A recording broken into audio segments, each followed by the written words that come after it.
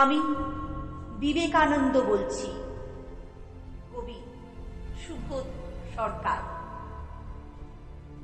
আমি সিংহের মতো গর্জন করি, বজ্রের মতো গান উপনিষদের থেকে তুলে আনি আমার প্রতিটি বিন্দু।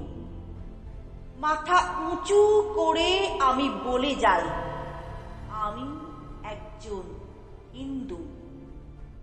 গার্হ শঙ্খের মতন আমার শক্তি, শরণার্থীকে বিমুখ করতে পারিনি। তারা মিশে গেছে যেরকম ভাবে দুধে মিশে যায় চিনি। হোক না হেলেন, হোক না ইহুদি, হোক বলিভিয়া, চীন, জীবন পেয়েছে দুব্য ঘাসের স্পর্শে আমার ভারতবর্ষে। উপনিষদের থেকে তুলে আনি আমার প্রতিটি বিন্দু। মাথা উঁচু করে আমি বলে যাই, আমি গর্বিত হিন্দু।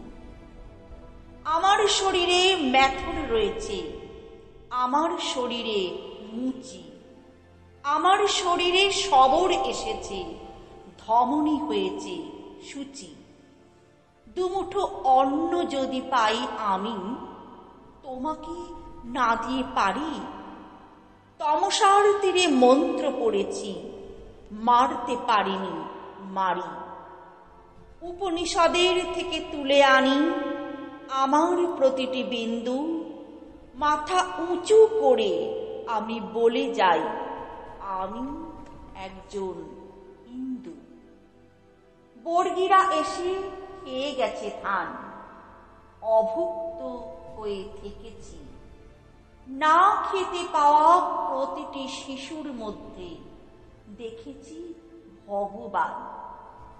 আমি তোমাদের, আমি বিপদে, আমি অভাগার, আমি মৃচ্ছের, আমি যবনের, আমি খ্রিস্টের, রাজবংশের আমি রক্ষক। আমি ভগবত গীতা, কাব্যে মহান, জীবনী উপেক্ষিতা।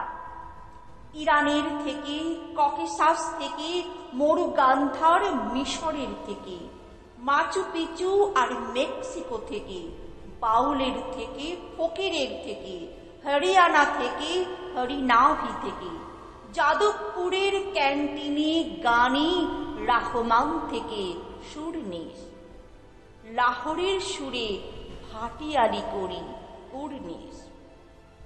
আমার ভিতর